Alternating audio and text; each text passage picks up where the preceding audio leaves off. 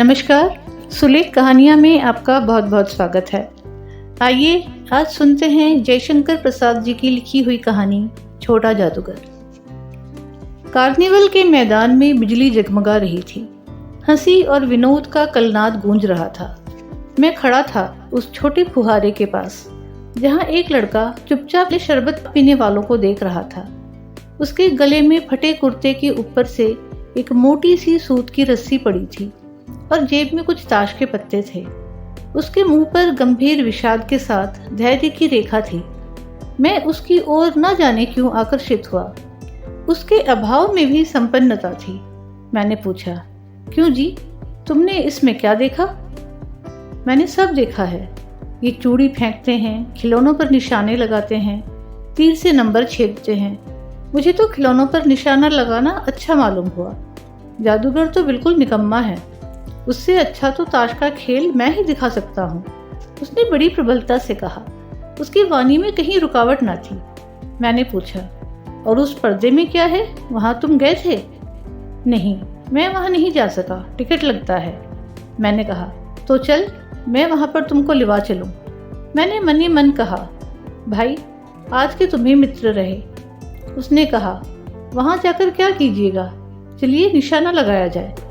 मैंने उससे सहमत होकर कहा, तो फिर चलो, पहले शरबत पी लिया जाए। उसने स्वीकार सूचक सर हिला दिया। मनुष्यों की भीड़ से जाड़े की संध्या भी वहां गर्म हो रही थी। हम दोनों शरबत पीकर निशाना लगाने चले। राम ने ही उससे पूछा, तुम्हारे घर में और कौन है? माँ और बाबूजी। उन्होंने तुमको यहाँ आने के लिए मना नहीं किया? बाबूजी जेल में हैं। क्यों? देश के लिए, वो गर्व से बोला। और तुम्हारी माँ? वो बीमार है और तुम तमाशा देख रहे हो।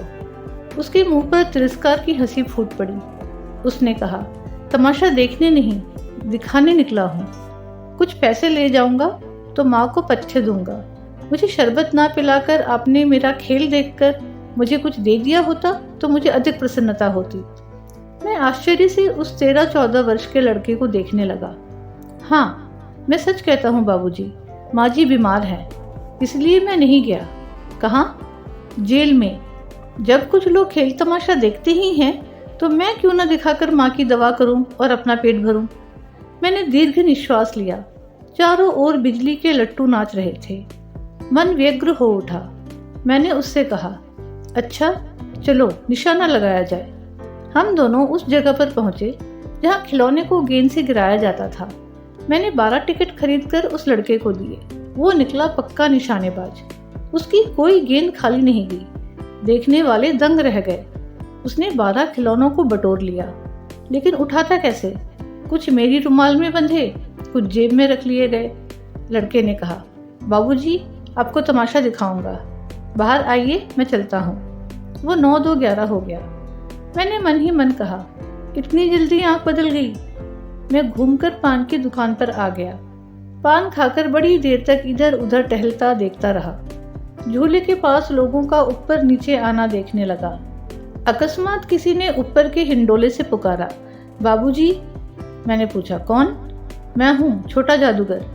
कलकत्ते के सुरमय बोटैनिकल उद्यान में लाल कमलिनी से भरी हुई एक छोटी सी झील के किनारे घने वृक्षों की छाया में अपनी मंडली के साथ बैठा हुआ मैं जलपान कर रहा था। बातें हो रही थी। इतने में वही छोटा जादूगर दिखाई पड़ा। हाथ में चरखाने का खादी का झोला, साफ जांघिया और आधी बाहों का कुर्ता। सर पर मेरी रुमाल सूत की रस्सी से बंधी हुई थी। मस्तानी चाल में झूमता हुआ आकर वो कहने लगा, बाबूजी नमस्ते, आज कहिए तो खेल दिखाऊं? नहीं जी, अभी हम लोग जलपान कर रहे हैं। फिर इसके बाद क्या गाना बजाना होगा बाबूजी? नहीं तो तुमको। क्रोध से मैं कुछ और कहने जा रहा था। श्रीमती जी ने कहा, दिखलाओ जी, तुम तो अच्छे आए, भला कुछ मन तो बहले।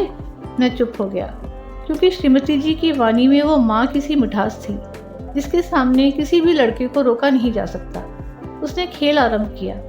उस दिन कार्निवल के सब खिलौने उसके खेल में अपना अभिनय करने लगे। भालू मनाने लगा, पिल्ली रूठने लगी, बंदर घुड़कने लगा, गुड़िया का ब्याह हुआ, बुड्ढा वर काना निकला। लड़के की वात्सलता से ही अभिनय हो रहा था। सब हंसते हंसते लोटपोट हो गए। मैं सोच रहा था, बालक को आवश्यकता ने कितना शीघ्र चतुर बना दिया। यही तो संसार है। ताश के सब पत्ते लाल हो गए, फिर सब काले हो गए। गले की सूत की डोरी टुकड़े टुकड़े होकर जुड़ गई। लट्टू अपने से नाच रहे थे। मैंने कहा, अब हो चुका, अपना खेल बटोर लो, हम लोग भी अब जाएंगे। श्रीमती जी ने धीरे से उसे 1 रुपया दे दिया। वो उछल पड़ा। मैंने कहा, लड़के, छोटा जादूगर कहिए, यही मेरा नाम है, इसी से मेरी जीविका है। मैं कुछ बोलना ही चाहता था कि श्रीमती जी ने कहा, अच्छा, तुम इस रुपये से क्या करोगे? पहले पेट भर पकौड़ी खाऊंगा, फिर एक सूती कंबल लूंगा। मेरा क्रोध अब लौट आया। मैं अपने पर बहुत क्रुद्ध होकर सोचने लगा, ओह, कितना स्वार्थी हूँ मैं। उसके 1 रुपया पाने पर मैं ईर्ष्या करने लगा था ना। वो नमस्कार करके चला गया। हम लोग लता कुंज देखने के लिए चले। उस छोटे से बनावटी जंगल में संध्या साएं साएं करने लगी थी। अस्ताचलगामी सूर्य की अंतिम किरण वृक्षों की पत्तियों से विदाई ले रही थी। एक शांत वातावरण था। हम लोग धीरे धीरे मोटर से हावड़ा की ओर आ रहे थे। रह रहकर छोटा जादूगर स्मरण होता था। तभी सचमुच वो एक झोपड़ी के पास कंबल कंधे पर डाले मिल गया। मैंने मोटर रोककर उससे पूछा, तुम यहाँ कहाँ? मेरी माँ यही है ना, अब उसे अस्पताल वालों ने निकाल दिया है। मैं उतर गया। उस झोपड़ी में देखा तो एक स्त्री चीथड़ों से लदी हुई कांप रही थी। छोटे जादूगर ने कंबल ऊपर से डालकर उसके शरीर से चिमटते हुए कहा, माँ। मेरी आंखों से आंसू निकल पड़े। बड़े दिन की छुट्टी बीत चली थी। मुझे अपने ऑफिस में समय से पहुंचना था। कलकत्ते से मन उब गया था। फिर भी चलते चलते एक बार उस उद्यान को देखने की इच्छा हुई। साथ ही साथ जादूगर भी दिखाई पड़ जाता तो और भी। मैं उस दिन अकेले ही चल पड़ा। जल्द लौट आना था। 10 बज चुके थे। मैंने देखा कि उस निर्मल धूप में सड़क के किनारे एक कपड़े पर छोटे जादूगर का रंगमंच सजा था। मैं मोटर रोककर उतर पड़ा।